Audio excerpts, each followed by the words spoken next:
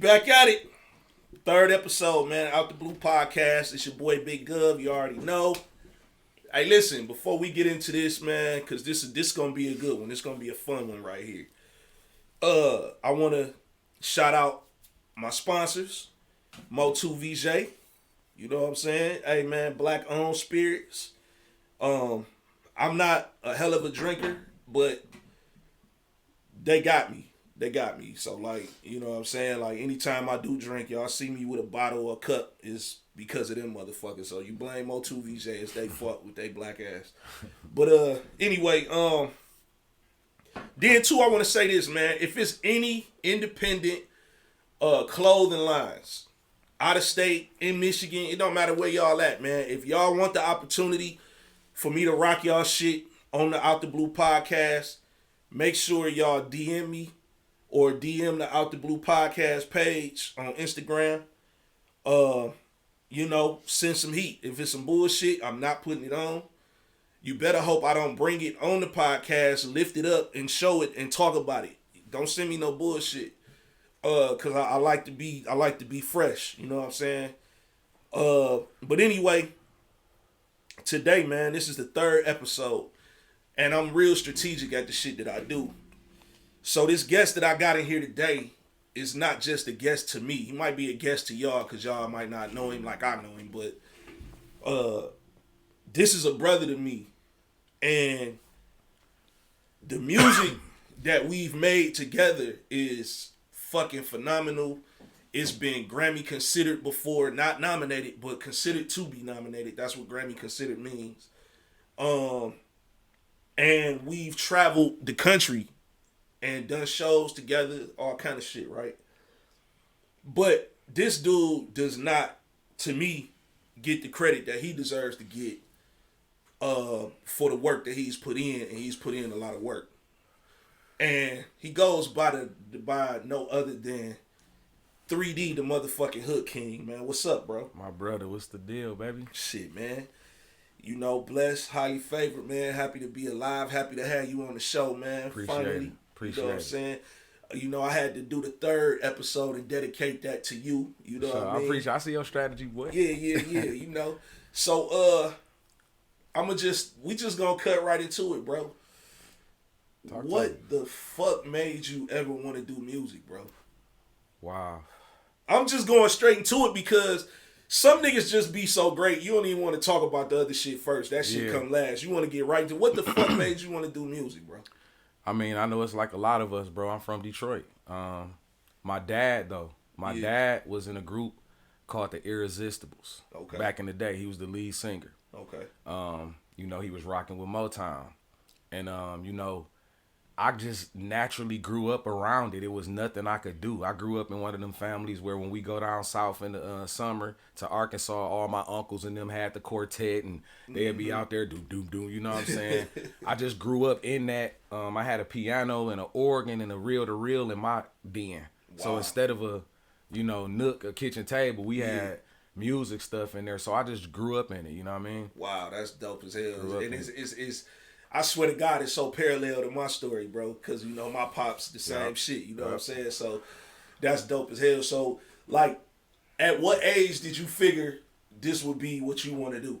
You know what I'm saying? All right. See, the thing was, the music was so natural that when you young, you kind of think everybody do it. You know what I'm saying? Like, being from Detroit, then, growing up in church, you see everybody singing and all that. Yeah. So, when you real young, you just think it's something everybody do. Right. But, like, one day, I was playing the piano. What I used to do, I done said this before, I used to listen to the top 8 at 8. Okay. And then I'd take the tape, stick the tissue in that joint and record every song on top 8 at 8. Right. My first love came with trying to figure out how to play that piano. Okay. Because my daddy used to be playing. I'm like, damn, how do we do that shit? So I started copying the top 8 at 8. Okay. I got crazy good at playing the piano by ear, dog. I'm like 7, 8 years old. Wow. my big brother came in the kitchen, who, you know, that's your hero, you feel me? Yeah. One of my big brothers, and he just be listening to me, and one day he said, "You better than Dad, man." Wow. And when my big brother told me that, that's when I was like, "Oh shit, I'm about to do this." Oh yeah, that shit made you put the pedal to the floor. Man, it blew my mind, bro. You know what? That's crazy you said that, man, because my pop said it. My pop said to me, like, nigga, he was like, "I do it, but you done did it. Like, you taking it to another level. Like, you better than what I was." Yeah, my pop said that to me, not too. So that be big. You know what I'm saying? Huge, dog. Huge. So, it's like your heroes is telling you. Yeah. You know what I'm saying? Like, you want us too. You better than us, and that's what made me like, I got to do this. And I start taking interest. So let me ask you this, man. Cause it's so much, bro. You got so many layers, man. Yeah, we had to do more than one episode. Yeah, we did. Most definitely that, for sure. We had to do like the 23rd or the 13th or some shit. Anything with 3, we gonna have to bring him back on that episode. Yeah, I'm with that. But shit, man. I really want to know personally, you know, in this city, you have so much history as far as the artists you work with. Starting out, what's your relationship with Helliver? It's my brother. Okay, so how did that come about? One of my oldest friends, my nigga SB, J Hall, very close friends, like brothers. And one day, man, we at his crib, you know. I was originally born on Joy Road, but I was raised on Dexter. Okay. So I lived on Joy Road, you know, like to about, you know, elementary, you know, then I moved on Dexter. So a lot of my family, my first family, my bros is from Joy Road. Okay. So that's my oldest friend, bro, like literally. Right. Preschool. We met in Pencil Palace Preschool, my man. Pencil Palace. Like facts. It's still standing. Yeah. So anyway, one day we over there chilling, you know, we about 13, 14, 13, something like that. And he like, "Bro, I got to introduce you to my nigga Hell, bro." Mm-hmm. Cause he like, "Man, I'm just saying, like, cause he know what I can do and then he know what Hell can do, but I never met Hell." Right. And he like, "Man, fuck it, come on." And we started walking, bro. We walked all the way from North Line and Joy Road to Central to the motherfucking basement of Bump. And when I walked, nigga, you could feel the ground shaking. Yeah. That's like one of the most, if you ever had the opportunity to do anything in the basement of Bump, like you one of the OGs, cause that was mama crib, bro. Like that's the beginning, you feel me? Right. And I walked in there, bro, and just to cut all the shit, it went from what up though, whew, straight up. and it just was like, damn, you feel me? From there. Hell yeah, we was on the XP50, bro. Oh, see, yeah, that's you done took it there. Nigga sitting there trying to figure out how to work this XP50. You know what I'm saying? Then one day Brody walked in with that's the 80. That's a rolling, by the way. Yeah, rolling XP50. Then Brody came in with the 80. Yeah, the XP80. I had the 80. Helly was so cold, just naturally ridiculous, but we all had split talents. Yeah. Like everybody could do everything. So first I was producing, like I was making beats with Helly and rapping and shit, cause you know bars is ridiculous. I said it. Yeah. And then one day, we just start thinking like this. A couple years later, like, man, we gotta switch it up. And I'm like, bro, I sing. And that's how the magic just was like, that shit crazy, bro. I always wondered that shit because I mean I knew y'all niggas was working together. Like even before me and you really got acclimated with each other, I kind of already knew, you know, y'all situation, how y'all was working together and shit. But it was just interesting to me how it came together. You know what I'm saying? That's really my friend, bro. Like that's my brother. No doubt. A lot of people. And another misconception, like, everybody got this thing with me. Like, people don't, they think if they don't see me all the time or with somebody, you know how Detroit is, dog. Yeah. But they don't fuck with each other. Yeah, like, it be funny because, like, dog, that's my brother. Like, day one. Yeah. That's my nigga. Yeah. That's what it is. I mean, we brothers. I mean, but that's what brothers do. Shit, me and you do it. You know what I'm saying? On my fucking nerves, nigga. Yeah, nigga, you get on mine too, nigga. Fuck you. But anyway, you know, that I found that to be interesting, bro, because at the end of the day, you know, I look at him as a great producer, you know what I'm saying? Somebody great with a gift, God-given gift. Yeah. And then to know that y'all are pretty much, I'm not even going to say you're a product of him, y'all a product of each other. You know what I'm saying? And I just would, me personally, shit, I would love to see more shit getting done today. You see what I'm saying? With y'all, because, I mean, shit, the level that he at, the level that you at, I just feel like Nas, it'll be a dope ass time for y'all to get in the studio and go crazy at this point. What's crazy is me and Helly was on the phone yesterday. Straight up. That's dope. Talking about just that. Mm-hmm. I went down and worked with him since I've been in the city. Oh, okay. But we really gonna get it done. Y'all gonna turn it up. That's what it is then. You know, time changes things, bro. Hell yeah, bro. And shit, I'm still waiting on you, my nigga. We've been supposed to do this shit for 20 years, nigga. We ain't did one yet. Man, but I think what it is with Helly, man, I think Helly, he kind of look at me differently from how he look at other artists. I think he want to really be ready. Like he want to put some shit together. Yeah, he one of those creative minds. Yeah, I think he want me to be there with him in the creative. He one of those. You know what I'm saying? He don't like sending beats. Okay, well that's what it is. I think it been my brother my whole life. He still hates sending me beats. I gotta pull up come on, bro. Hell yeah. But that's what it is. Nah. So all right, man. So let's get back to you, bro. What up? So we got Helliver. We got that out the way. That was the first section. That's the first. Yeah, right. That's how I started. So give me not give me, because motherfucker, I know. Right. You know what I'm saying? But give the people a slight rundown of some of the classic shit that you've been a part of. As far as songs, like just song titles and artists, just let everybody know. So that way, you know what I'm saying, motherfuckers can go back and listen and be like, damn, that is cuz. I mean, I can go in order. Like when we first started off, it was more or less my first song in the city was with Mae West. It was ain't no trigger like the one I pop. No one can buck you better.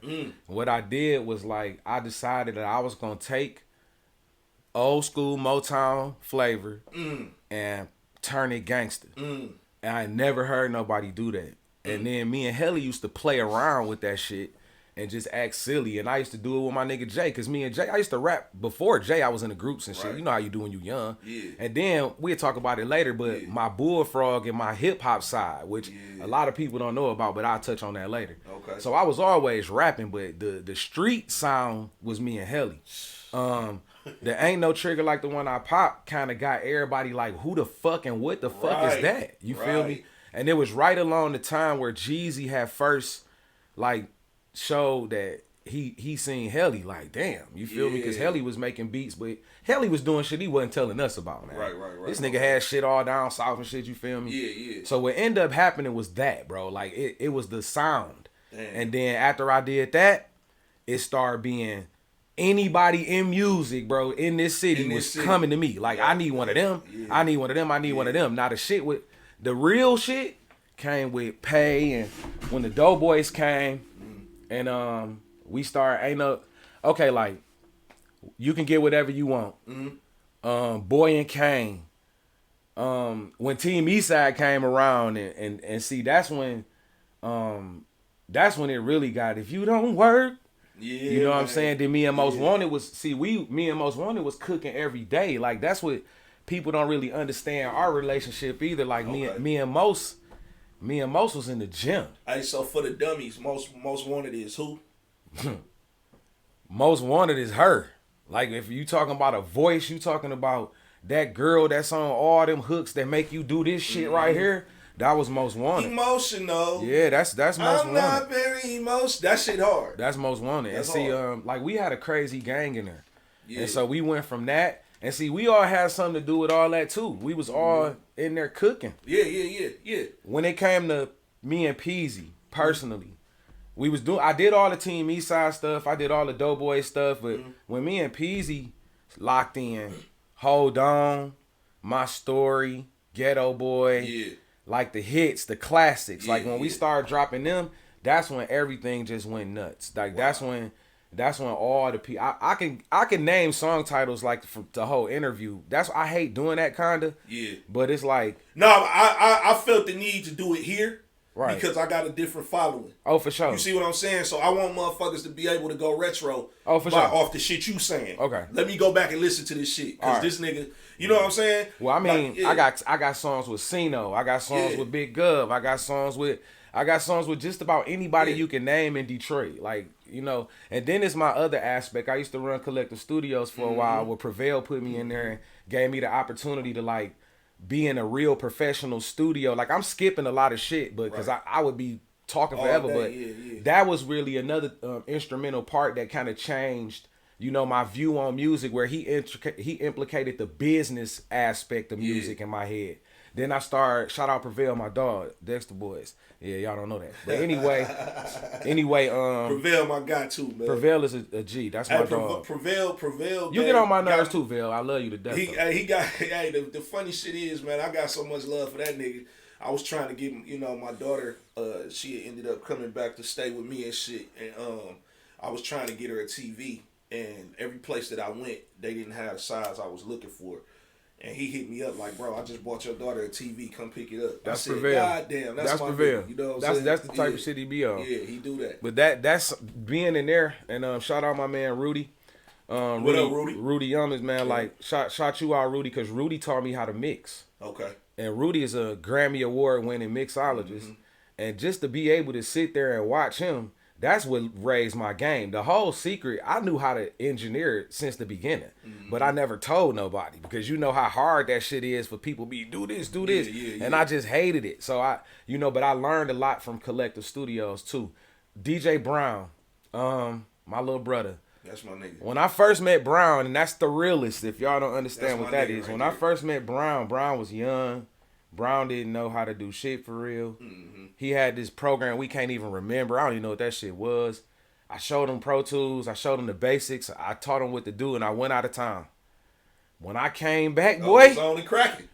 Boy, that nigga was a different monster, no, he was bro. Cracking for sure. Like it was crazy, bro. Like that, and that's when that's when the realest just came about. Like we started cooking it, and before that, me and Ant Beats. Shout out Ant. Beat Shout Gang. Like man, we used to be in a little bedroom on Dexter, bro. Okay. I can't help it. I'm in love with these streets. Hits like that was done in a bedroom on Dexter, bruh. Where me, Vez, Ant Beats, like all them real ones, like that really been there from the jumper. Yeah. We know what we went through. We know, like, and that's why I said even when I was on the off the porch jump off, shout out them too. Yeah. I told everybody like, man, we deserve this shit. It don't matter how anybody want to look at how, but the work was put in. Oh, definitely. The work. And you know what? The crazy part about it, nigga. Now that you mentioned that, excuse me. The black eye that we got from years prior was the stain that kept the industry away from Detroit. True. You see what I'm saying? True. But one thing I love about Detroit niggas, we said, yo, you motherfuckers keep using that black eye as a crutch to not fuck with us, and we finna force y'all hand. And that's what the fuck happened. And I'm so happy that we got to that point, you know what I'm saying? Because now it ain't shit for a Detroit nigga to go anywhere. It ain't anywhere. Nothing at all. You see what I'm saying? We can go anywhere and bust it down now. We did a lot of trial and error, bro. Like, yeah, hell yeah. And like the one thing about me, man, like I always took every opportunity to teach. Mm-hmm. Like that's why a lot of the youngest that's up and that's on right now, I don't have no problem saying like I helped. Yeah. I helped do that. Yeah. I taught them a lot of shit. I spent like them nights before the money and when niggas was sharing Coney and picking each other up and shit like that. Yeah, we was out there getting to it. Everybody was getting to it. We from Detroit, nigga. Mm-hmm. But the thing was, though, it was a time where niggas really leaned on each other to even be able to fucking do music. And motherfuckers don't like to talk about that aspect of what really built the character of us to be able to get here, because we in the in-between, Gov, where we had to go from the empty rooms to where they didn't have to do that. Right. They didn't have empty rooms. Right. They had the internet. You feel me? Right. We taught them how to skip and bypass. No, we definitely, when it comes to talking about out the mud, we got it out the mud, definitely bro. got it out the mud. So yeah, this is the reason why I respect your craft like I do. You know what I'm saying? Because I look at it like this, right? Let's just be real, nigga. We did No Signs of Weakness in my basement. And out of my career, bro, I've been doing music since 1985. You feel me? Out of my whole career, shut up, nigga. I never had that type of energy and chemistry in the studio, bro. What we did in that basement, nigga, when we created them songs, because what people don't even realize, No Signs of Weakness was the kickoff, right? I didn't even have no direction where I wanted to take the album. I had no clue. I remember the phone call. I remember when you called me. Yeah. I remember exactly what you said to me. Yeah. You called. You was like, bro, what you doing? I'm like, I'm chilling. I was really not feeling good too. Right. He like, man, I don't care. Come over here. I'm like, what's up? He like, man, something just came over me and I just found the last voice record. I remember that shit. Oh, man. Of my mama. Tell it. And I'm like, damn. So he plays the voice recorder, right? And it's like, mama just feed me. You feel me? Just giving him love, encouragement. You know, like my mama was similar. So my mama just passed in March. Yeah. And I kind of got to understand and prepare for that through you too. Like now that I think about it, cause I was able to handle that like a lot better. No, you did, bro. For real. But you want to know why? You want to know why this special? You keep going. You want to know why this special? What's up? Cause y'all niggas don't even know, but today is my mama's birthday. Damn. Yeah. Happy Then birthday, it's the mama. third episode of the podcast. Damn. And this is 3D. Happy birthday, mama. Yeah. So for him, like, today was just that day that I knew I wanted to do this podcast with him. Yeah. You see what I'm saying? That's what's up. So that's why it turned out like it turned out. So, you know, upon me playing my mama's last voice message that she left me, because she had left it like 3 months before she passed away. She passed away in February, right? And she sent it to me in like late December, early January. You know what I'm saying? So when I played it for him, it just sparked something. I don't know what it was, but it sparked something. And when he came, my God, when I tell you the energy was just, I don't know. It was like she probably was in the room with us. Man. You know? I ain't gonna lie, bro. I never will ever in my fucking life forget that fucking day. And I couldn't count the amount of songs I've done, bro. I couldn't. Yeah. But bro, I remember this so much that it was so much on your plate during this time too. And nigga, his basement had just flooded, bro. Yep, hell yeah. I'll never forget that, because I'm like, nigga, what the fuck happened, bro? Yeah, it was shit everywhere, bro. Yeah, we ain't give a fuck, bro. Yeah, we even cleaned some of that shit up right quick. Yeah, but we was kicking it. He turned that shit on, bro. And I don't understand what it was, bro. He froze. Listen, I played that shit and that nigga froze. I've never seen a nigga freeze like that in the studio. That nigga froze, bro. He stood there.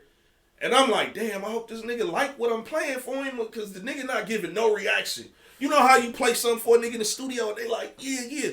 This nigga was like stone face, just froze, and I'm like, because what happens with me when a beat and a vibe hit me, bro. The thing is, I don't have to hear it no more. Right. I'm in my own world. Right. I'm writing right now. Okay. That's why when I told you play the beat, I was ready. Okay. Like, the thing was so crazy.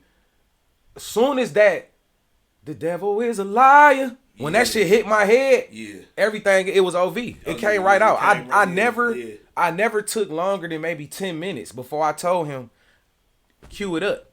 The shit came right out, bro. Cause hearing her voice, and then like my nigga is a real one when it come to, like, he not scared to show, you know, his emotions or how he feel at the time, bro. It was powerful room. It was powerful, bro. Powerful, I ain't gonna lie, I think we cried, bro. If I keep it a buck, I keep it 100. No, after we listened to it, we played it back like 2 or 3 times, man. By the third time, bro, we was like, tearing in there, dog. We wasn't boo-hooing, but the vibe, bro, like you could feel that she approved. You feel me? You could just feel that. And then any person that with my eyes that I got to see hear that song, you just saw their demeanor change, bro. Yeah. So we knew it's so powerful, bro, that when I performed that shit in New York when we was there, I seen everybody in the room just they was shook. They was it wasn't no what can you do? What was that? What was we doing? That was the Rock Nation. Rock Nation shit. Yeah. Man, that shit, they was not expecting. I'm gonna tell you what it was. Not being funny, they wasn't expecting that from me. They did not expect my Buffalo wearing icy. We icy too. We was showing out. We out there. Yeah, we sold out. And me, when my voice and I hit that shit, cause I sung it for real. We was in the studio. Yeah. We was in Baseline. No. Oh no, it's Baseline now, but it used to be no, not Baseline, but what was it called? We was in the legendary it's shit. Premier Studios now, but it was something else. It was the studio Pac was in when the shit we happened was there. Pac. I apologize. Quad Studios, the old Quad. We was in the old Quad, and so we was in a legendary studio too. It was amazing for us, bro. And we told that it was few people. Man, Dog, wait. Who was in Quad, man? For the civilians, man, who was in there, man? Shit, I mean, it was all kind of people in there that day, bro. Man, hell yeah. All kind of important motherfuckers. Yeah, it was hella people there that day. And it was a few people there, I guess, doing what they was doing for Rock Nation. But the crazy part is, after us, niggas was like, they was in there like, the fuck going on, bro? Like, what the fuck? And see, the shit that they was on some bullshit. We gonna get back to the shit we was talking about, but I'm gonna say this: they was on some bullshit because what they was doing was they had a waiting room on the other side. We was in the main studio. They had the B studio, but they had speakers in the B studio to where they could hear us. They wasn't doing that for nobody else though. They wasn't playing nobody else while they went in there and did what they was doing.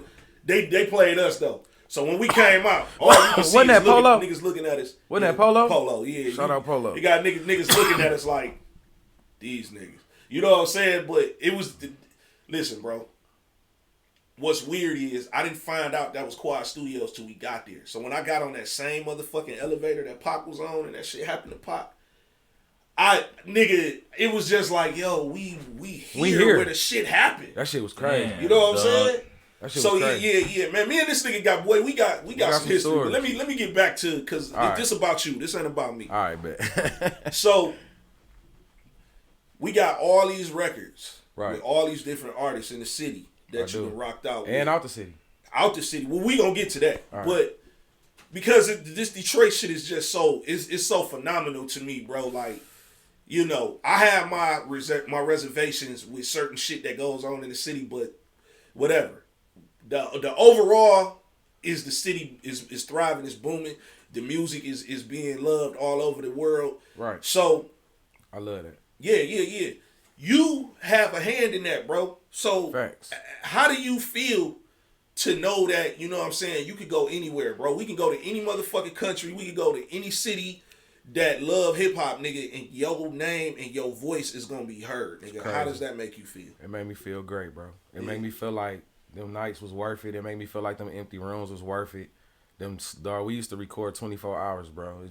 It feel good. It's like, I mean, we still got a long way to go.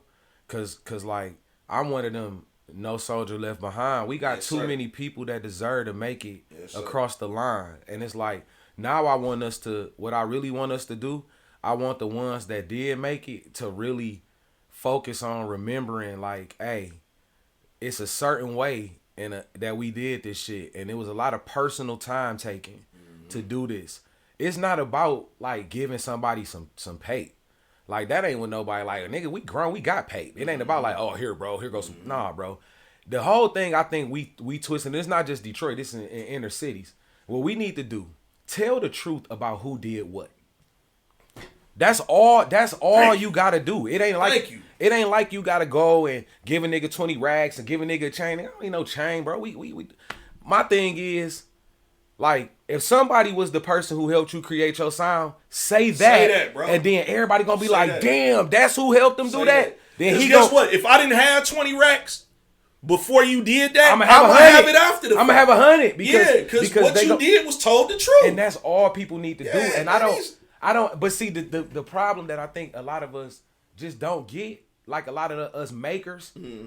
Shout out my nigga Ill Will, DJ Ill Will, because Will is the one who taught me. Like, he was like, bro, you know, without you and me, people like you and me, he was speaking on him and myself being a maker and a breaker. He like, 3D, you a maker. You one of them that go into that dungeon with them and you help them make history. I get it and I help break it. And without us and the people like us, you feel me? And how far can you go? It's not about, because when you do the stuff that we did, we're known in rooms we never been in. Like, cause all the real niggas speak on you anyway. And it's not say that they won't speak on you, but what I'm saying is publicly say, that's the dude that did this beat. That's the dude who wrote this song. That's the dude who engineered it. That's the dude that mixed it. Then all the people who love you for the artist you are gonna tap into them people to get them they just do and pay them for what they good at. It's not, and that's it. You know the beautiful part about that? It's not hard to do. Bro, it's free to do that, and it's honest, and it's really who made it happen. Yeah. So it's not like this. Another thing I'm gonna say to the world. Listen, world, listen. And I'm speaking up for everybody in any city who don't get the credit they deserve. I'm gonna say this. Rashid said it the best. The ball don't lie. The ball don't lie, man. Flat out. Cause when it's time to perform, and y'all need to bring that hit to the table. That'd be a motherfucker. It'd be a motherfucker because you called out to that carpet, nigga. You dig me? Because y'all don't go back to the root. Yeah. So let me tell y'all something. This the truth, man. This the real honest truth. Talent is something that you can't pay for. The people that write the song, the people that made the beat, the people that engineered it, the people that arranged it, the person that was over there like, nah, bro, don't say it like that, say it like this. Come on. That one homeboy that was in the corner like, hey, bro, no, use this word. That shorty that you brought, that you wanted to pop later, but really ended up saying, why don't you say thee instead of them? Come on. And that shit ended up, them the people that really was like, damn, they made this shit a hit song. The people like me, I look at it like this, and I'm just gonna keep it a buck. I'm gonna say it on your show. I never said this publicly on TV or nothing like that. Come on with it. This the truth right here. If I sat there and I came up with a song and I thought about the vibe, the hook, it came from my heart, I produced it, I made the beat, that's my song featuring you. There it is. I came up with, in my career, if I did 10,000 songs, in my life, I've only allowed maybe 5 or 6 people to write a song, a hook for me. Yeah. So, Helluva would be one. I let Peasy write 1 or 2 maybe. My homeboy Verdict. Shout out Verdict. That's my guy. What's up, my nigga? Big Gov. Yeah. I'm literally naming these 6 people because it's not that many. Yes, that mean all them other songs came from my soul, my heart, whatever situation I was in. And that's why all my music got that soulful vibe, because I don't make shit up. Right. I really come from what we looking at, what we in at the time. And I take pride in being the dude that took your favorite artist, mine somewhere else. I made them use a different cadence. I made them come from a different perspective. And that's what I pride myself in. Do I feel like I got my credit? I feel like, I got my credit when it come to what I was looking for. Most of my friends be more mad than I am. Well, you like me. For instance, because I feel like motherfuckers be forgetting. I'm going to tell you this. I feel like, nah, bro. I feel like motherfuckers forget because at the end of the day, look,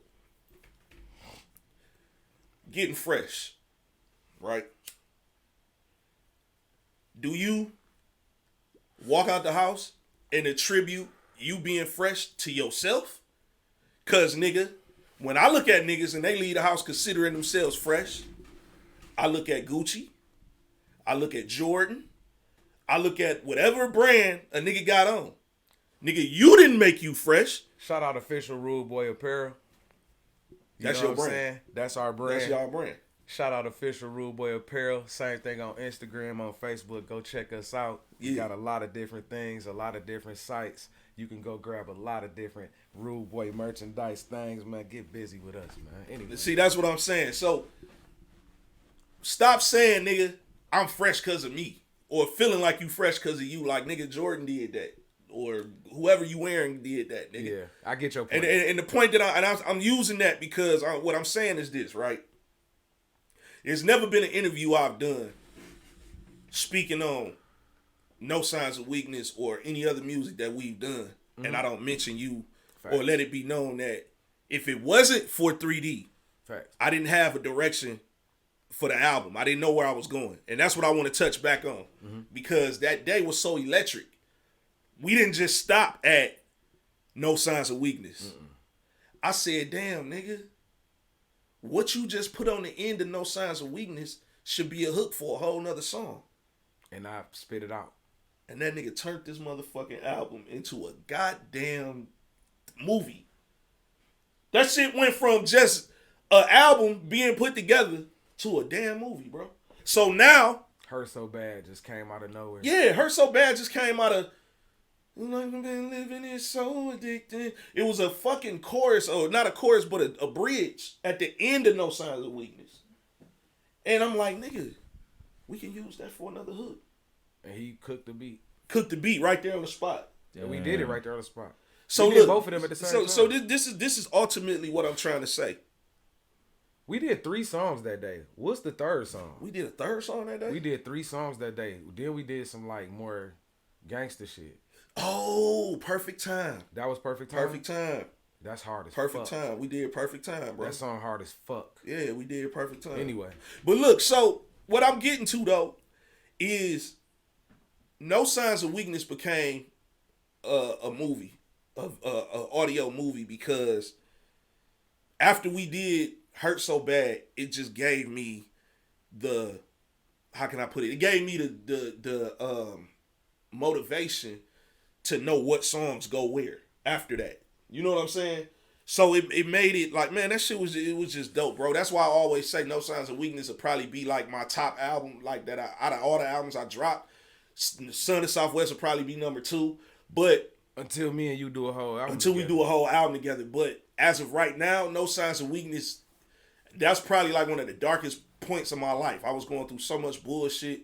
I was with the wrong person at the time. You know what I'm saying? Like this, the broad was really draining the fuck out of me. I was going through it too, though. Yeah. I was going through so it that's the too. reason why it came together like it did. Not to cut you off. That song, that shit helped me too, though, because I was going through it, bro. Yeah. I was going through it at the same time. I ain't gonna lie. Yeah. Does that make a better writing process when both collabs going through the same thing, or can you can you manufacture that? Fuck yeah, because you can manufacture it, but it don't feel like it won't feel real. It'll be something that sound good, but it won't feel. Bro, listen, do you understand the music that we made during that point in our lives, nigga? Was us. That was our testimonies, bro. Like that was us really. Because we didn't have no other way outside of violence to release. So that shit, nigga, was so motherfucking on time and in tune with what we was dealing with. That's why... Tell them the first time we ever performed No Signs of Weakness just so happened to be in front of a packed St. Andrews crowd. Like, I'm talking about upstairs, downstairs, brim, back to back, just packed, right? It was all this gangster shit going on, all this gangster rap going on in that bitch. Shout out to each and every person that was in there that day. Yep. And like, this another thing about culture and color and all that, dog. It was diversity in that room to the level of I've never seen. People of every ethnic background was in there, bro. They was there. Listen, dog. When we hit that stage, bro, and that motherfucking hook came out, how the fuck everybody knew the song, bro? I was blown, bro.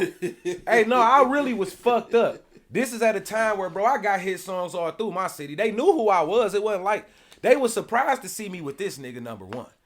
Because nobody don't know. Like I said, I'll touch on real fast before the end of it, we will.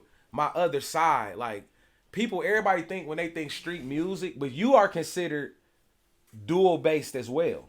Because you got a fan base that a lot of our homies can't touch. Right, for sure. And I do too, because I was able to be on his side as well. And so it's like we'll get there later. Yeah. But the crowd was the whole front of the bitch was white people, man. Yeah.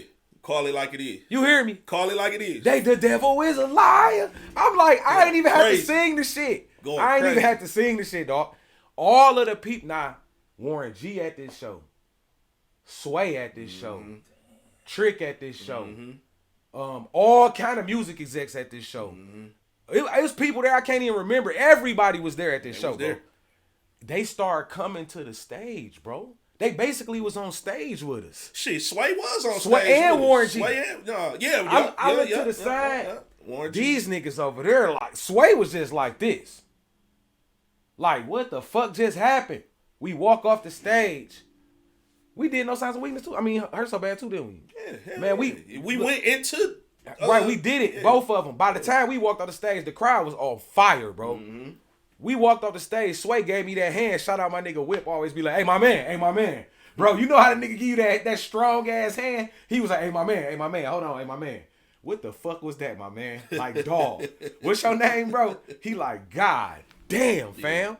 I want to chop it up with you, bro. Like, God damn. And that made me feel so good, bro. Like, that's one of the biggest days, I'm going to say, because it was one of the first times I ever got to see, like, some of the people that's Sway Tech, mom. You serious? Yeah. You get to see, giants be like, nigga, you a beast. That was crazy. And a certification from Sway, you know. Oh, yeah. He don't fuck with no bullshit. Nah. Man, shout out my nigga Sway, but Warren G told me to my face, my brother would love you.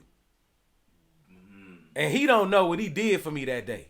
I turned the fuck up after that. He was talking about Nate. I turned the fuck up after that. He went crazy, bro. Like, my city called me Detroit Nate Dogg. You feel me? But what people don't know, I studied Nate Dogg. I was the nigga that had the solo album nobody knew about and knew every word. You feel me? When Warren G, my brother in prison, bro. I video called my brother. Cause I'm like, bro, he gotta see this. I'm standing here with Warren G. All the shit he done seen me did. But I'm standing here with Warren G, bro. Mm-hmm. Man, my brother was like, oh, my brother done made it, bro. He was I ain't gonna lie, Kat. It was crazy, bro. When that nigga, I ain't gonna lie, on hood, when that nigga said, hey, nigga, this the reason why I ain't want you to have no live band. Dog. I knew what time it was then, cuz. And that shit made me feel good, because the nigga didn't want me to have no live band, bro, because I was gonna man. Hey, bro, I'm gonna tell you this right now. I was gonna shut that bitch down with a live band. Look, I'm gonna keep it a buck. I don't give a fuck who you are, what's your status, and where we performing. If you give me and the governor a live band, oh, it's over. We only gonna do No Signs of Weakness and Hurt So Bad. We won't even do no other songs. It's over. You might as well just hang that shit up. I'm willing to say that shit straight facing the camera. Yeah. Like, we made unbelievable music, bro. Yeah. Like, I shout out, bro, my dog. Cause like that's something, and with real musicians and artists, it's life for us. So it's something that music changed lives, bro. It's crazy that if you look at the comments, all artists that think they local, all artists that don't think they bigger than what they are, go on YouTube and read your comments. Mm-hmm. It's gonna change your whole fucking perspective, bro, on like what you're doing. Cause like my dog, quick story. Somebody told me, hey bro, you ever read your comments on Hold On? I'm like, nah. I go on YouTube. My dog, it changed my life, bro. It's people like, man, this the only song we listen to. My family get up to this song in the morning. I'm in prison, bro. This got us through our time.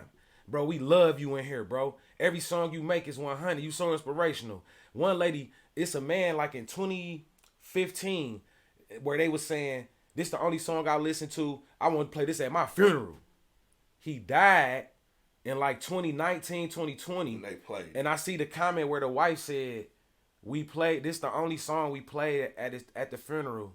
Like, shout out to you three. Like, we love you, man. That shit had me tearing up. Like, bro, that's crazy, man. Like, when you know you touch lives with your talent, you feel me?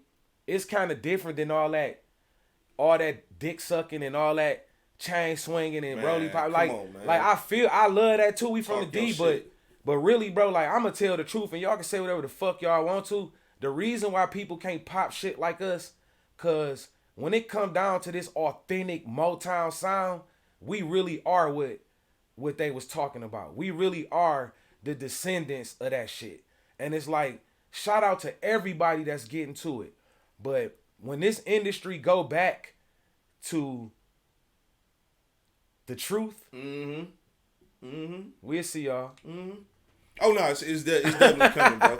And I'm talking about, and you know what I mean. Yeah, I know. And what's so real about what you just said, man? It's crazy, bro. I had a nigga I was beefing with, strong beef. Like, nigga, I'm talking about every time we seen each other, it was hands, it was shootouts. Nigga got locked up, right? Okay. And I'm guessing Wherever he's locked up, they allowed to have like the MP3 players and shit where they can listen to the music on the yard and all that. Nigga reached out to me from jail. I was like, nigga, I know who you are. And I say, what you mean? I know who you are. I listen to your music, bro. I know who you are through your music. And had I known who you was before all of the shit that we was going through, we'd have never went through it. Cause I'm you. Fuck me up. Cause when I tell you me and this nigga was, bro, the beef was so strong. It was on wherever, nigga. We got into it at Fairlane. I went to jail in Dearborn for beating the nigga ass at Fairlane. You know what I'm saying? The nigga caught me slipping downtown. But it was on every time we seen each other. For what? To this day, I really don't even, bro. No, you know what? I do remember what it was. I remember exactly what it was. One of the homies from the hood had a hotel party. His mama rented him. We was kids. Come to the hotel party. And back then, I mean, shit, I had a fly-ass family. I had uncles that liked to be fly. Them niggas was in the streets getting money. All kind of shit. My mama didn't never have me looking bold on no level. I mean, shit, you can look at the album cover and see a nigga cool. Nigga got on a gold chain. Nigga, I'm probably 3 years old on that picture. But this is just, fly shit is what I come from, right? Wow. I go to the hotel party. I got on the motherfucking sweater with the leather shit on it. The different shit. You know, you remember the motherfuckers. The patch sweaters. The patch sweater with the leathers and shit. Dope as fuck. Had the snakeskin belt on. Come on, man. Had on some what the fuck jeans that I had. I think I had on some whatever the fuck jeans I had on. Yeah. The nigga was fly, gold chain. Talk your shit. But I had a beeper. Oh yeah. But I didn't have like the shit that niggas knew, the beeper I had the big black square body boy. Yeah. The big one. 3-button boy. The one that looked like a garage door opener. Yeah. You feel me? To reach me is to beat me. Yeah. So I had that on and the whole time the nigga was at the party jealous, hoes on me. You know what I'm saying? We young though. We young. We kids, nigga. Right. And the shit just, I never had no beef with this nigga, bro. I ain't even know this nigga for real. I just knew we was from the same hood, but we never really knew each other. Man, just tell the truth and say it was a little girl, dog. I think it was all the girls. But, yeah, you know what I'm saying? But nah, but you know, we older now, so I can talk my shit. Plus, me and him on a different level now. I even send money on the nigga books and shit now. But make a long story short, bro, the nigga just never liked me. You know what I'm saying? And it's like, how, nigga, when I'm probably one of the most likable motherfuckers you gonna know. You know what I'm saying? But we talked about it, bro, and he just let it be known. Like, nigga, had I known you before I heard your music, nigga, if I'd have known who you were, we'd have never had no problem. Because you ain't even the type of nigga I thought you was. So music is powerful, bro. It's powerful, bro. You know, just for him to say that to me, and then when you brought that up, that's what made me think of that. But, nigga, do you realize who we are, bro? Like, we really could change the dynamics of shit if me and you we'll talk about that. That's some whole other shit. But back to you, my nigga. Mm-hmm. So let's put music to the side for a second. Sure. Let's dig into who you are. All right. Where did you grow up? I was born on Joy Road on Freeland, right off the tracks. Okay. But I was raised on Dexter. All right. So being raised on Dexter, what the fuck did you see to make you say, you know what?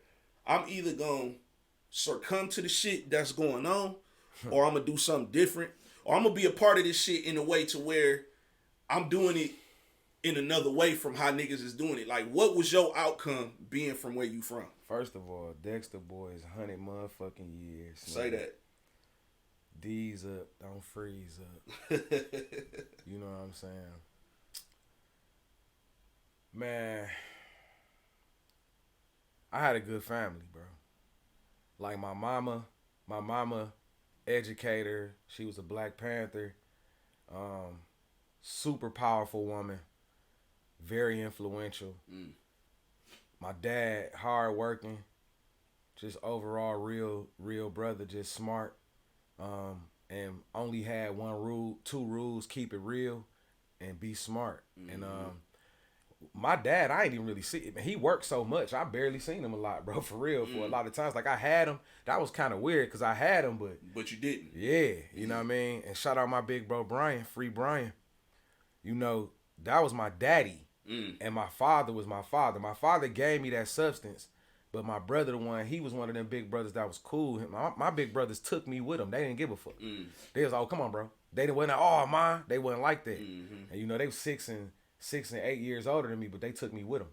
So I got trained, bro. I was trained. I was fortunate. That's how I made it through it. That's how I was able to be a leader around some of the most brutal motherfuckers you'll ever meet. And you know, you grew up in our city, being from Southwest, you understand how it feel to feel like your neighborhood is an island. Yeah. You know, Dexter is an island. Yeah. No matter where you from or how tough it is or whatever, you gotta have a tour guide or some type of respect where I'm from to be there. Yeah. And that's just the island Dexter was. Yeah. But you had to learn how to adapt, and I was able to do it simply because I had good background. I had good backing. For sure. Like they taught me what to do, how to move. They taught me how to, you know, I was always just 100, bro. Yeah. So everybody I was cool with back then, I'm cool with now, bro. That's dope. Just what it is, and I was able to move. I seen it all though. That's dope. Shout out Butch. I bet. Shout out Butch. Yeah.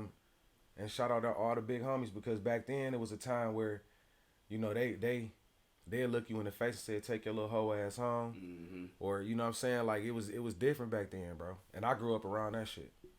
So today, you know, when you look back on everything, man, and where you come from, I know you say you just lost your moms, man. You know, and my brother, shout out Q, and my yeah. other brother, shout out Dre Roll Joe. Love shit, you. Man. Fuck COVID. Yeah, for sure. I'm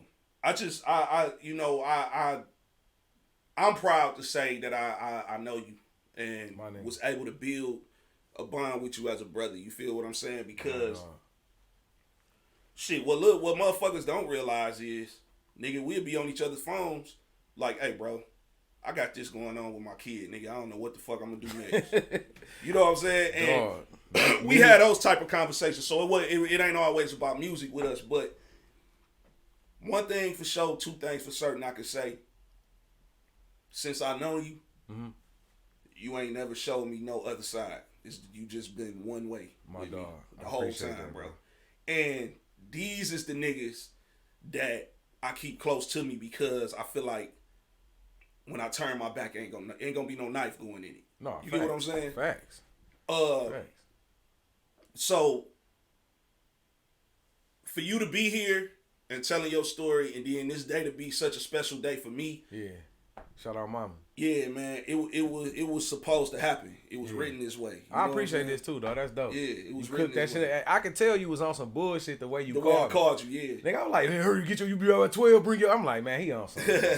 Because at first, bro, I wasn't dressed and then I had threw on something right quick, a joggy. I'm like, then I thought about it like, nah, he on something, bro. Let me get dressed. Yeah. I'm like, yeah, but I appreciate this, especially, you know, putting it together purposely for what it was. That's dope. Yeah, but you know, you a nigga who in this city should be way more important than what I feel people look at you as. What you call important? Important? Mm-hmm. A motherfucking thing shouldn't slide by you in this city without a motherfucker notifying you. Fact. I feel like, nigga, it shouldn't be no music shit going on, shouldn't be no shows, it shouldn't be nothing going on without a nigga like you being involved or being told or something. You know what I'm saying? Like, that's just how important, because I feel like I'm important like that. I feel like, nigga, it shouldn't be, the nickel bag gets sold in the park, I want in, nigga. I'm involved in a lot of stuff that I don't speak on and that I don't want to be shown to be part of. Right. I've been intricate in a lot of shit, bro. Okay. I just leave it right there. Okay, I shit. do it. That was, talk to me, nigga. Take shit. I mean, back. If I could say one thing, like I said, my homies and all my friends and the people that love me, and a lot of my fans, they expressed to me a lot about how they wish, you know, I guess I was bigger, I guess, of how they view me being, especially because a lot of my friends say, you know, I don't know nobody else, have heard nobody else that got your type of talent. Mm-hmm. You know, how I look at it, the crazy part about 3D, and I can say this to a lot of y'all, to all of y'all, I have to, now I'm saying it, I never really wanted to be famous. Like when me and Helly, we was out there, man, we was in the streets for real, bro. Like I was scared to shoot videos because of the shit I knew I was fucking doing. Like I didn't want to shoot no fucking video. To me, my niggas that was shooting videos after I know what the fuck he just done, I'm like, nigga, what the fuck is you doing? Yeah. Like, that's why the internet today to me still scary. When the videos, when we could put our shit on Selma to Bella, shout out really. Like when all that shit started, like, bro, I was noited. Hey man, I was Pirelli, noited. You gonna have to have a talk, Pirelli. Hey, That's I ain't my mean, nigga. hey. I love Pirelli. That's my nigga. Me and him gonna have to talk, nigga. But I got a podcast, nigga. But yeah, true. But long story short, man, it was a thing where I was really noited at first. Like I didn't want to be in no videos because I knew what I was doing. Right. I mean, I knew what I was out there doing. Yeah. Then once I got older and I seen what was going on and I stopped fucking with a lot of that dumbass shit. Then I started shooting videos and doing that. Mm-hmm. But the mode had changed. I still was him when it came to hooks, bro. Listen, I still get called 10 times a week for hooks and shit, bro. Like, I'm proud to still be considered. I'm still on billboards. I'm still on Billboard. I'm still grinding, bro. Like, I got music overseas. I got music with artists across the country. I live in the West Coast, so it's like, man, like it's crazy, bro. I pull up to a light, man, and a motherfucker playing and see a girl singing my shit like, I'm like, what the fuck, bro? Blew my mind, bro. Nigga. Like just to see shit like that, to walk in the mall and other places, and they be like, bro, that's 3D the Hood King, and motherfuckers run up on you. Can I take a picture type shit in other states and shit, bro? Like that just let me, especially by Detroit popping like we are. See, the thing about the internet I do like, it forced them to click and click again and click again. And next thing you know, they see the fans. What I like about real people who fuck with music sound, they gonna go back and look. Oh yeah, for sure. You feel me? So they connected a lot of them dots on their own, bro. And I'll be walking in places in the West Coast and Fox. Remember I called you from Fox Hills, like, bro. Yeah. I just got mobbed, bro. Like I literally got mobbed, bro. That shit was crazy. So you know, and then my brother, man, shout out Bodie. Heal up, brother. Being out there in LA with that nigga, man, shout out Bodie James. Like, we was out there, bro, and they just running up, like, but they'd be like, nigga, that's Bodie James, bro. That's 3D the Hood King, too. I'm like, what the fuck? You know, so, man, bro, like I said before to the artists, man, y'all think y'all local. I'm going to tell you something, bro. Everywhere you from is people in the military. Mm-hmm. Everywhere you from is people in prison. Everywhere you from is people that travel. Mm-hmm. What you think they listen to when they abroad? They listen to the same shit they listen to where they from. And then people like, who is that? So you got people in Iraq banging your shit. You got people that's in China banging your shit, working out in the pit. One of my dogs called me, bro, and showed me a club in Mississippi, bro. Banging your shit. Dual club in Mississippi. Shout out my nigga Rucci. He the one who put me up on, boy, is you dumb? If you don't get in no fucking car and come down here, he was a nigga who fucked with me off the internet, bro. He like, why don't nobody acknowledge this nigga that make me listen to them? Like when I hear this hook, when I hear it ain't a hit unless my daddy on it, cause my son do that. He said, I'm listening to it cause I know it's that nigga that can sing. Mm-hmm. Then he started saying, I looked at everything you did, bro. He introduced me to my fan base down there, bro. He started taking it to the DJs down there, like, play this. That's crazy. You can get whatever you want and all them songs and hold on. In my story, they was banging them songs in a titty bar. Mm. You hear me? Mm. Showed me a video and every girl in that bitch singing my shit, bro.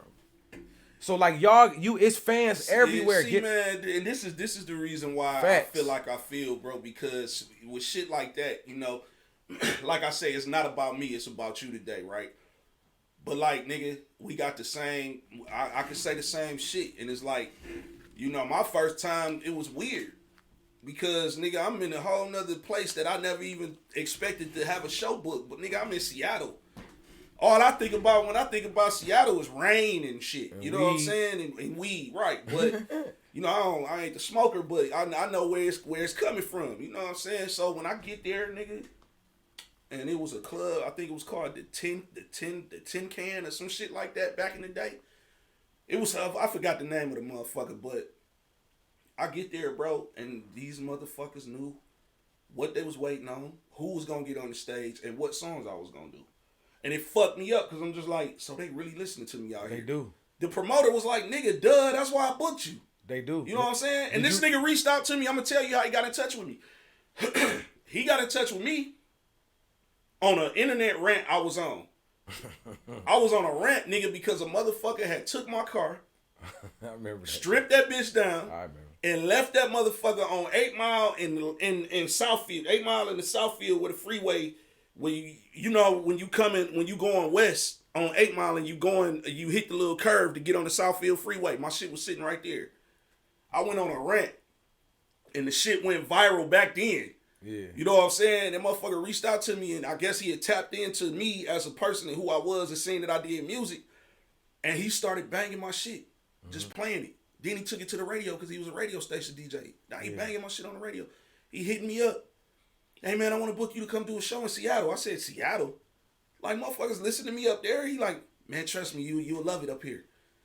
The motherfucker paid for my flight, paid for my room, took care of me, and paid me. See, I was gonna say something else. Like the love I first felt was at home because you seek it. You want to see your peers rocking to your shit. I got that early, you know, because I've been rapping since I was young. I got videos of freestyling when I'm 6 and 7, you know. But when your peers and people that do what you do be like, boy, that's what you want to see.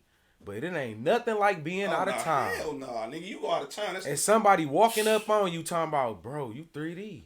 Bro, that shit was crazy. That shit, every time it happened to me, is crazy. Yeah. You know, it is. Yeah. Like, oh, and let me just touch on it like I said. Like, first of all, shout out Uncle P. Yeah, that's my guy, Uncle P. Shout out my baby Shannon 6'2". I love y'all. My other side. See, look. Like I said, I always was a producer, and this how I felt like I used to be sneaking out on the street shit. I used to leave the studio with Helly around all my goonies and shit. Right. And I sneak over there with my hip hop heads and be beat battling. Ooh. I used to go by the name of Hitsville. Ooh. I've battled everyone. Yeah. I've battled every top tier producer that ever came out the state of Michigan. I also was the beat battle champion for like a year straight. Oh, shit. I won many a battle. I battled Marv 1. I battled just about anybody you can name. You too? Me and that nigga used to go at it in high school. Bro, I battled. He'll tell you. But a lot of my people on the other side didn't know I produced. Right. A lot of them beats you hear me singing on, I either made them or played half of the shit in them.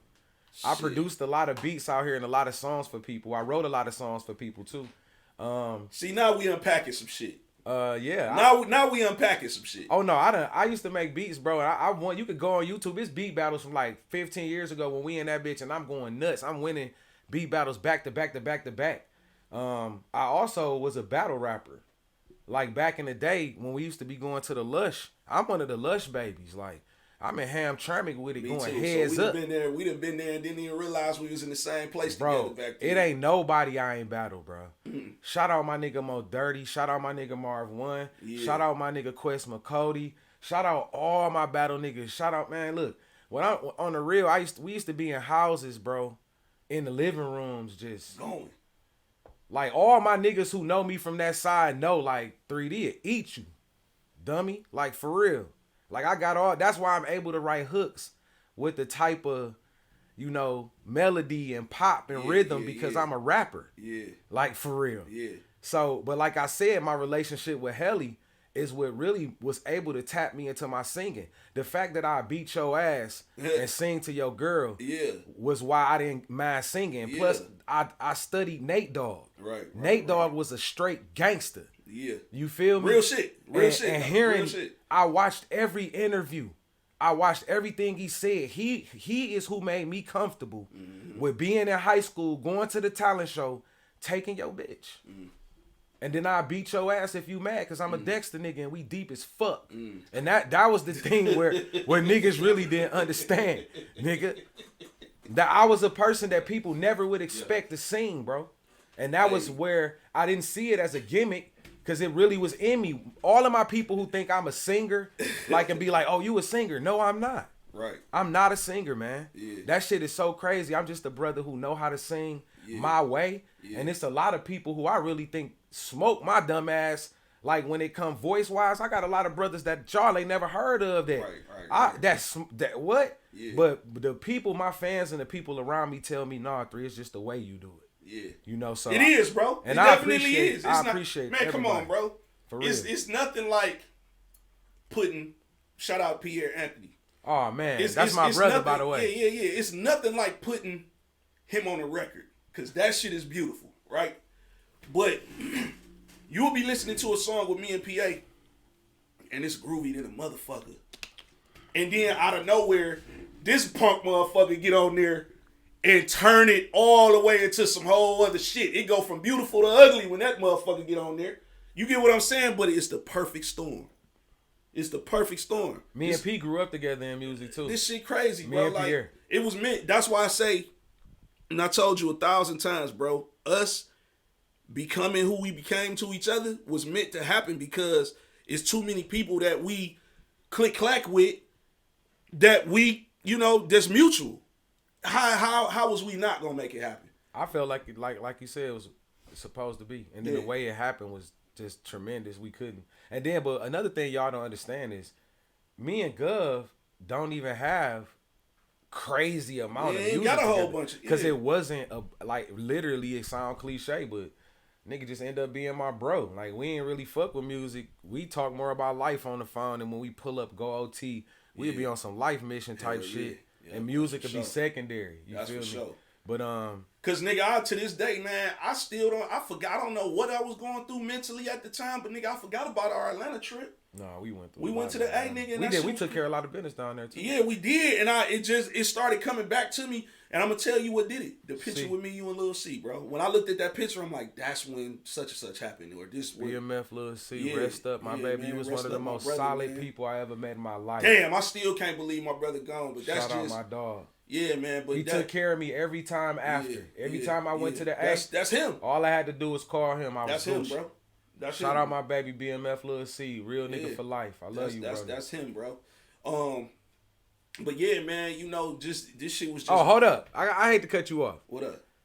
See, that's another thing about brothers. Unbeknownst to you, that's how I got in the Atlanta scene.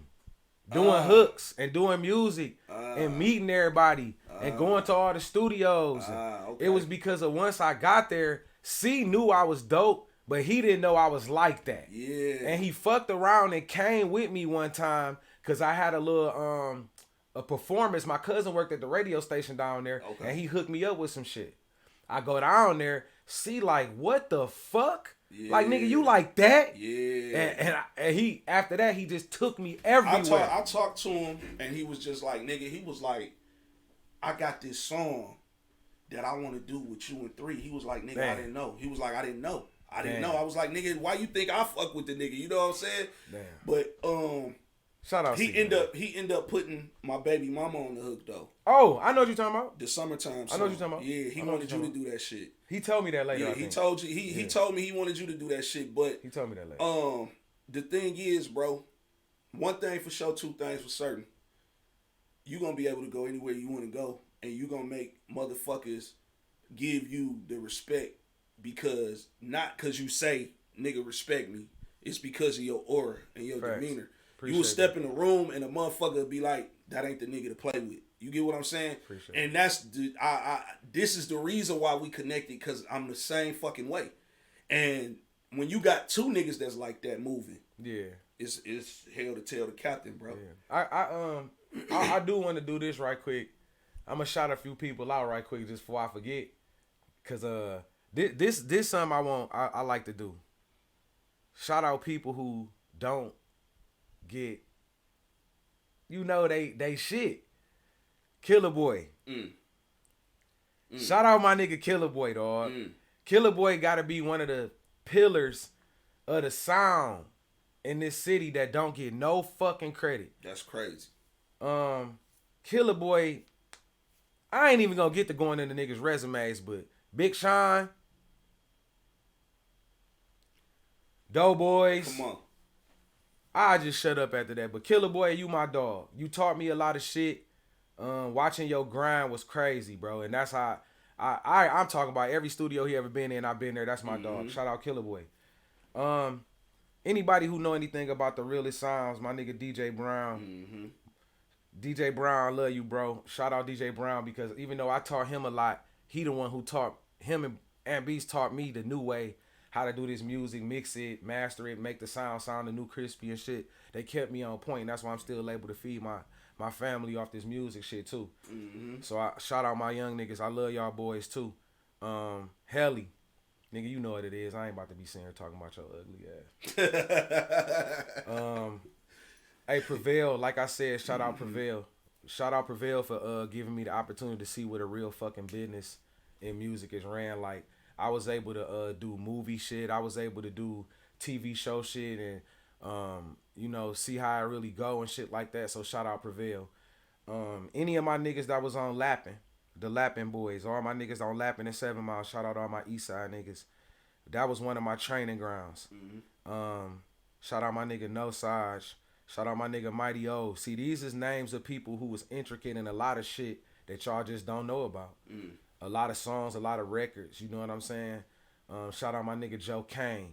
Shout out my nigga POG the Giant.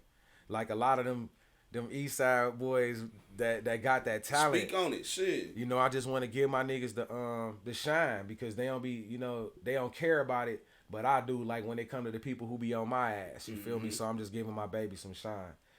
It's hard to do this because you forget a lot of people when you trying to give people shout outs. But it wasn't even no shout out segment. It was just people that was floating through my mind that I wish was sitting here or you know what I mean? Yeah. But it's the same thing, bro. When I did that motherfucking Kid L shit, man, niggas were so mad at me because I left Esham and a few other, and it wasn't that I did it purposely, bro. I'm sitting there on the camera with a certain amount of time, and I'm thinking of the first thing that come through my mind, and that's when I just started speaking out the names that I could think of at the moment. Like, nigga, we'll be naming motherfuckers for a week. For you know real, what I'm saying? bro. But it's just a few that I really be wanting to, you know what I'm saying? That I know what they did. For sure. So I just, you know, I speak on it. My nigga Claude. Yeah. Anybody who know anything about the realest, Claude, Mr. No Instagram, Mr. Don't want no credit. One of the most talented motherfuckers on the planet. Shout out Wood. Man, wow. Wood on the beat, man. One of the most humble people in the world, bro. Responsible for some of your favorite artist sound. Like, it's just a lot of people, man, like in our city that just don't, like, shout out Gino EXO. Yeah, Gino. Bro, Gino, what up, my nigga? Shout out niggas like Gino, bro. Only if y'all knew. You know what I'm saying? Like, he got a record on No Signs of Weakness too. Man, I swear I be naming people for so long and like don't take it personal because Good said he bringing me back on any episode where it's a 3 on it. So I'm gonna come back and I'm gonna have something ready. This was impromptu, but I'm telling y'all on my side, this motherfucker woke me up. But real talk, man, I love any put it like this. Fuck the name and shit. Oh, shout out Wick. My nigga Marky, man. That's my homie, my best friend Jason's cousin. Okay. That's the brother who said, "Hey, I believe in you." Okay. He was like, "Come here. I'm about to show you what a real everything looked like for real." Yeah. And he took me to the disc. Okay. When I was a young nigga, he took me to the disc. Yeah. And shout out Frisk the Cat. Shout out Allen. Hey, don't give me this. Shout out Mark, man. Hey, don't get me going. Like I really do this shit. Like I've been in this shit, bro. Yeah, I know everybody from every corner. For sure. And that Marky, my nigga Wick 47, he the one who showed me take this shit serious for real, nigga. And he put money up on me. Yeah. And I get that. Me and that nigga ain't talked in the longest. Yeah. But shot you out, nigga. Yeah. I stayed with it. I gave you a promise when I was like 13 or some shit. I told you I wouldn't stop, nigga. My dog. That's what's up, man. It's a lot of people, but anybody who believed in 3D the Hood King. Yeah. Like, any motherfucker, male, female, older, younger, any person who purchased any of my music, ever brought their child to me because you believed in me, any brought your sister to me because you wanted me to do music and help her and shit, any brought your father, anybody who brought anybody to me to make money, I love y'all. Appreciate it. Anybody across the country, across the world that download my shit, stream my shit, I love y'all, man. Everybody that's locked up, free y'all. Everybody who fuck with me, I love y'all. This ain't even no in the interview shit. This some shit that everybody need to say, because I ain't got to name names. If I say this, then everybody who really fuck with me, I fuck with you. No cliche, no whole nigga shit. Whoever know Theo, they know I fuck with you if I say I do. And that's just what it is. I ain't looking for nothing from nobody. It is what it is. See now, and that's this some organic shit. This ain't got nothing to do with I don't do no scripts. I don't write questions and none of that shit. This is just me and my brother having a conversation. But so we got all that out the way, bro. And one thing I heard you mention was, people being involved with what you're doing, where you can make money to take care of your family, and which is a necessary thing to do. Facts. Business wise, bro, outside of music, what businesses you got going on? Cause I seen some shit, and you know me, nigga. You know how I am about my sneakers, nigga. You know what I'm saying? So yes, I seen you doing some shit with the sneakers, but tap into some of the other businesses, if not all of the other businesses you got going on. All right, man. On the business end, it started with Cartier County. Okay. Shout out Dot, Shout my baby out Dot my on the niggas. beat. Shout out my nigga Cook the Cash Cow. I got to do this real quick. Another part of my music journey was my East Side life. Okay. Cartier County, man, it started with all my East Side niggas, like, and where y'all don't understand, man, there was a lot of shit, a lot of bubbling over there in that little building on 6 Mile, baby. Like, it was crazy on the mile, man. Yeah. And we was over there. I was with all the East Side niggas, bro. Shout out Dame, shout out Peasy, shout out Tizzle, shout out everybody. That's where the East Side, the closeness to all my East Side niggas, that's where it happened. And that's where I developed my relationship, and I was the only West Side person in the whole fucking building. Yeah. And we used to be so deep and shit, bro.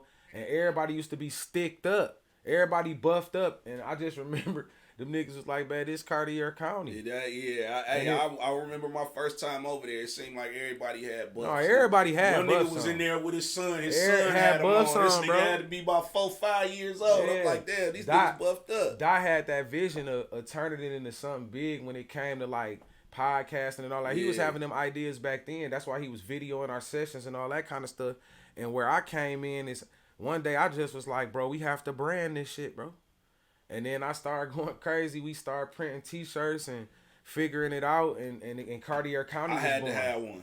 And Cartier County was born, and that became a classic in our city. So that's where it started. And Cartier County coming back too. Believe that. I had to have one.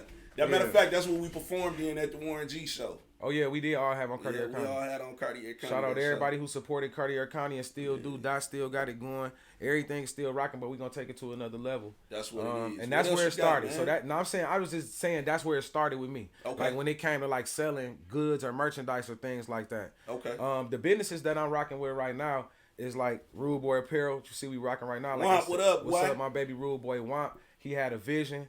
This ain't nothing that started yesterday. You one of them Dexter boys, you know what it is. Mm-hmm. We the Rude Boys, and that's what it is. Hey, and you know what's crazy? The brand. Him and one of my Southwest homies is real brothers. Oh yeah, facts. Man, shout out Ant. Nigga, what you mean? It's family, bro. I got a funny Dexter boy story. Talk to me. You remember that story I told you? I'm gonna cut this one.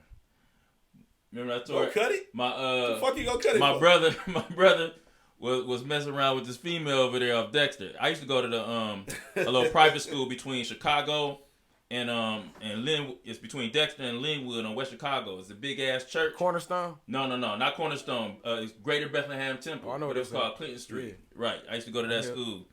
And so my boy was messing with this girl over there. She looked like Iman, man. I'm telling you. I ain't heard that name in a while. Hey, yo, and on Dexter, that's where you went because all the females, unless you was in like Southfield, you went to Dexter because they had all the females.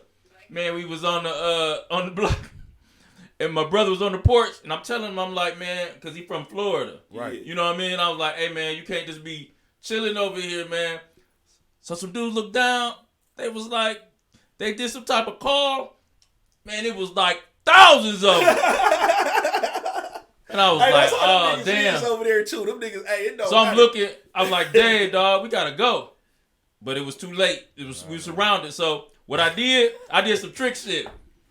I went to my car and I opened my trunk quick as hell. I opened that shit quick as hell. That nigga said I ain't had nothing. And them motherfuckers, they kind of like stepped back a little bit. And I jumped in that bitch and took off. I had to sit in that bitch with a golf club. Bro, you lucky as hell, bro. Hey, when that nigga told me that shit, nigga, I damn near died. Nigga, I was in this motherfucker laughing so hard. That nigga said, I ain't had shit in there. I just popped the those trunk. Dexter boys weren't no joke, boy. Nah, man. I got family over there too, man. Lawton, Rude Boy Apparel, bro. Rude Boy Apparel. You know, I'm full along with Rude Boy Apparel, man. We fucking with that to the fullest. We believe in it. We gonna keep on going, man. Go check us out. Check the website out. It's a lot of dope stuff on there. Yeah, let me get some of that shit in blue. We got you. We also, you know, I just chopped it up with Cook yesterday, man. We gonna cook Cartier County back up right now, bro. Okay. And also, you know, I got 3D's custom kicks. Yeah. I found a love for doing customized That's shoes, what I want to man. hear, nigga. What happened, man? One of my friends, shout out Taylor, she just bought me a damn paint set one day, and like, you artistic nigga here. And what she didn't know is I used to fix everybody's shoes when I was young. Yeah. I fucked around and just started painting shoes, and I painted a dope ass pair of shoes and showed them. Wasn't it them Jordan 6s? Yeah. What was it? Damn, you remember the red ones? Nigga, I was on That's it. crazy as hell. I was on it. I painted a pair of shoes, man, and the shoes were special to me too because they belonged to one of my little brothers that passed away. Shout out okay. Dan, I love you, boy. I took them and I redid them, man, and my boy Ill Will was like, man, what the fuck? Who did them? I'm like, me. Will was like, nigga, I would buy them. Yeah. And Will a hard motherfucker to please, bro. Yeah. Oh, anybody know DJ Will is an asshole. My bad, bro, but you an asshole, nigga. I love you, but you's an asshole. Anybody, hey, bro. Anybody who know that nigga know it's hard to please Ill Will, bro. Yeah. That nigga Will was like, bro, no, nigga, you fuck with this because that's hard, and I kept doing it, right, and I got good at it. So I started painting, and then I learned how to restore. So that was 3D Custom Kicks was born, and it turned into a business to where I couldn't stop doing it. So I got some fours I need you to do, man. And this is what I was about to say. So in between me doing every other fucking thing I do, you know, sometimes I customize some shoes, and you know what I'm saying, it's another business that I believe in. We also got a printing company, bro. Okay. And you know, we trying to help other businesses learn how to print their own stuff, bro. Like, man, I just bought a bunch of printers and learned how to work them. And then once I did that, a bunch of my friends, they was like, damn, you got the printers. Can you print this for me, that for me? Next thing you know, I'm printing banners, I'm printing this, I'm printing that. Yeah. You know. Another thing we got, Casa Farid. Shout out my big brother, my big homie. You will not hear me call anybody my big brother or big homie if that ain't what it is. Flat the fuck out. That's, you know, 3D is a big homie. I don't call a lot of people big homie or big brother. My homie Crime, man, dear to me. He just had to turn himself in, knock out a little strizette, you know what I'm saying? But the brand is Casa Farid, and man, it's clothing, but the focus is the oils. We got some beautiful. I was gonna ask. Beautiful scents, man. I wish I would have brought him in here, but what I'm gonna do is I'm gonna bring him in here, put him on camera. Brody gonna spin him around so y'all can see him. We'll put, you know how I always want to put that. It'll be right here type shit. But we'll put the Instagram and everything to go check it out. But man, beautiful natural scents. You know, alcohol free. All these beautiful smells to get everybody in your face, because that's why you put stuff on you, but you ain't burning your skin and you ain't taking all the motherfucking pheromones. Yeah, man. But you know, Casa yeah. Farid, that's another brand that I'm fully in and we fully believe in, and I'm gonna keep running until my baby come home. You hear me? Yeah. I got a lot of other stuff in development, man, because me and my young brother Street P, shout out Street P, another dynamic Detroit artist that's about to probably fuck shit up in the near future right now. And he introduced me to this promoting, man, like just cause he kept saying, man, you're 3D, bro. You have to manage, bro. You gotta promote, like you gotta do something, dog. So now we sitting here about to start up this promotion company, bro, and we gonna get busy and we starting on it right now. You finna be wearing like 3 million hats, nigga. So at what point is you gonna say, all right, let me get a business going with my brother? Oh, I also got I'm sorry, I forgot. We got Hit Crew Kennels. See, my nigga want to breed dogs and shit. Hit Crew Kennels God damn on it, Instagram. man. We pit bulls, bullies, and now English bulldogs. We working on the Merrill cut right now, so we got some dog ass. Shout out Monster Kennels at Cali. Shout out my baby Pooter, my investment partner. Like we ain't playing. Like we about to fuck shit up. Like it's just whole thing when you say business is crazy because my everyday life is all of that shit and then music. Like, yeah, I was about to say, nigga, doing all that shit. How the fuck you got time to do? You know what I'm saying? Like you do. Oh well, shit, hey nigga. Cause it's in you and you just make time and it is what it is. But I will be honest, and I ain't even go with the kids. So I ain't gonna cap to you. When you realize who you are and what you've done, and you finally recognize, you know, where you at in your career, then the demands begin to become funny. and you get to looking at people like, no, I set the terms, and without you coming to me like this, I ain't interested. Right. And now in my career, I really just I love working with talented people. So I do a song with a brother for free because I love his song or how he came at me. Facts. Before I do a song with somebody talking about a couple dollars. So the thing with me though, I want to tell you this too. Somebody prices they fucking price. And y'all always on this shit with y'all getting money and y'all doing all this shit. Somebody price is they fucking price. I was just saying this shit. If you can't pay that price, then you can't pay for them. And they not no hoe ass nigga. They not weak as fuck. You wanted them on your shit because of who and what they are. So maybe you should do your fucking research. See who you dealing with. See them accolades and how much they actually fucking done. And stop dick sucking with your homie said. Because everybody just ain't no rapper or no singer. Yeah. Everybody, we from Detroit, gang. Ain't that what y'all like to say? The thing is for real, like real gang.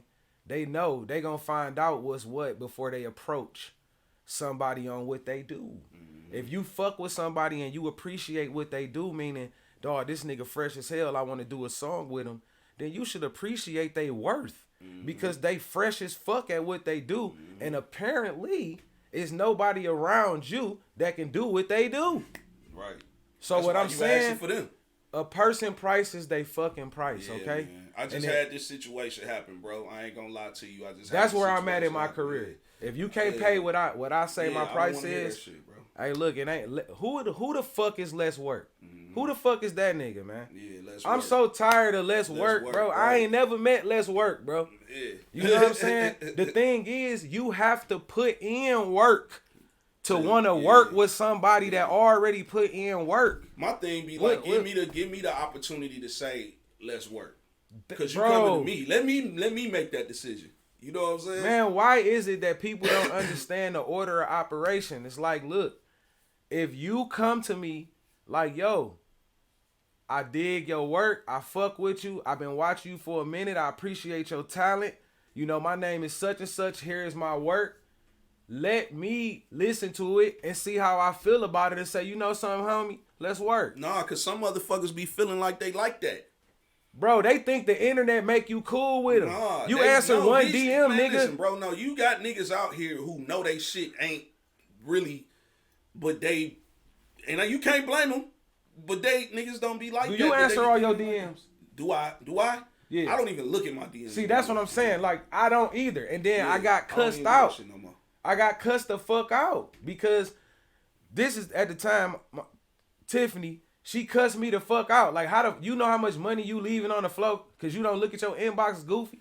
And I'm like, God damn. I get to looking at nigga. I've seen, I need a hook, I need a beat, I need a hook, I need a beat. And they're developed this thing that 3D don't fuck with niggas. That's just simply because I'm not an internet nigga, bro. I missed out on so many relationships and money because I wasn't checking my inbox. So now I do. And I'm answering a few of them, right? You answer one inbox, bro. You his bro. Like, how? I be so confused why niggas. Let's develop a real relationship, my nigga. That's why I fucking stopped. Because here go the thing. You come here, this shit got electricity going through it. You know, I got kids upstairs and shit, and all that shit costs. So when you hit me up and you saying, Gov, I want to work with you. Work with me how? Like, let's make it make sense. Because, my nigga, ain't shit about to leave out this motherfucker done free unless I decide to do that. You see what I'm saying? Like, if I decide to say, nigga, I like your shit that much, come on, let's lay one and then you go about your business. Let's do that. But niggas be really expecting because they say this how it started off. This the shit that get me. All right. Hey, bro, your shit fire. Nigga, you cold. You the GOAT. I would love to work with you. Well, let's make it make sense, my nigga. Let's talk numbers. Right? Oh, man, that's when the stuttering come in. Because the nigga was talking to me good before I get to dropping numbers. Right. Now the stuttering come in. Right. I stopped answering my DMs. There's really no need. Because, my nigga, you're not getting it on the love. And even if I do decide to say, come on, let's lay it, nigga, it's still going to be some politics involved with it. We still going to have to sit down and do paperwork and do the business the correct way. So, I stopped answering my DMs. I stopped, bro. I'd rather not have it, the little money that I'm going to get, because these niggas not finna pay what I want for beats. They not finna pay what I want for verses. It's only a certain few that has, right? But the ultimate amount of niggas that's willing to go ahead and do what's supposed to be done, they not gonna do it. So I don't even push myself as a producer. I don't even push myself as an artist no more. Matter of fact, this niggas I done told I quit rap. And them niggas will hear a new song and be like, damn, nigga, I thought you said you quit. Hey, it's a lot of people that be like, oh, 3, you such and such. I'm like, bro, you must don't Google shit or nothing. Huh? Right. It's just that certain times you just get tired of dealing with certain sections of shit and people. Like, Yeah. I'm going to go, like, especially by me moving to the West Coast, bro, that opened my eyes up to a whole nother genre of music, just dealing with a different sound, different melodies, different palettes. Yeah. You know, so I got to doing music out there. I got a lot of music, Fuck bro. that. This is what we know gonna what I'm do. saying? This is what we gonna do. We got, what's today's date? The 20th. So, February 3rd is gonna be for him. You feel me? We gonna bring him back. Cause I don't want to give too much in this motherfucker right here, bro. It's a lot we could talk about. Yeah, we got layers, nigga. Yeah, and you gonna have to edit because we went so many places. Yeah. You gonna have to I want this shit to be How we raw. gonna bring him back, man? You gonna bring him back in the booth? Oh, he coming to the booth for sure. He getting in the booth next time. What you got going on in the booth? Don't worry about it. You'll know. Oh, I ain't tripping. Yeah, you'll know. But yeah, so yeah. This how I we ain't gonna tripping. do that. All right. That Because bitch what I want to do, bro, it's so much to this nigga. You can't get him. You can't get it all in one. You can't get it all in one. You know what I'm saying? I kind of wish we would have did it different now. Well, I'm glad we did it how we did it because it's raw, and this is what motherfuckers like to see. They like to see the raw shit. They don't want to see no scripted shit. Flat out. So you know what I'm saying. But Yeah. before we shut it down, bro, I need you to let everybody know where and how to contact you for whatever it is, from the dogs to the shoes to the music. Where do people need to tap in to get in touch with you? Because you know, I'm pretty sure motherfuckers gonna want to. All right, first of all, when it follow my YouTube, 3D the Hood King. Follow, like, subscribe, do all that stuff y'all be telling me to do. Instagram at 3D the Hood King and 3D the Hood King Music. Follow both of those accounts for me. On Facebook, it's 3D the Hood King Music, 3D the Hood King, same thing. When it comes to the shoes, it's 3D's Custom Kicks with a Z. 3D's Custom Kicks with a Z. You can inbox any of those to get in contact with me. For the clothes, it's Official Rude Boy Apparel on Instagram. For Casa Farid, it's Casa Farid. Casa _ Farid on Instagram. And all of those links are on all of those pages. So go to 3D the Hood King and click the bio and there you go. Okay, bet. Holla at me. Yeah, man. And don't hit my inbox and say let's work. I'm not gonna. We don't know that nigga. I'm not gonna. All right, so look, man. 3rd episode out the Blue podcast, straight out of Studio Blue. Shout out to Mo2VJ again. You know what I'm saying? Hey, man, it was a pleasure having you, bro. I'm glad you was able to, you know, come through today, man. That's such a short notice and shit. I was in the city. Yeah, man. You know, I know it was short notice and shit, man, but this how we doing it, bro. For sure. Fucking Out the Blue podcast. I like this. We finna give y'all the real shit. We finna give y'all uncomfortable conversations. We gonna give y'all comfortable conversations. We might even give y'all some shit that'll make you cry. You know what I'm saying? So at the end of the day, man, shout out to everybody that's tuning in. Shit, we'll be back next episode. You know what I'm saying? I ain't gonna say who gonna be next because you just never know. At the end of the day, man, it's Out the Blue podcast. It's your boy Big Gub, Neighborhood Status. Hey. And my nigga 3D, man. Shout out to my bro back here, man, making all this motherfucking shit happen, my nigga B. Shout out We to out, boy. man. We out. Shout out Detroit.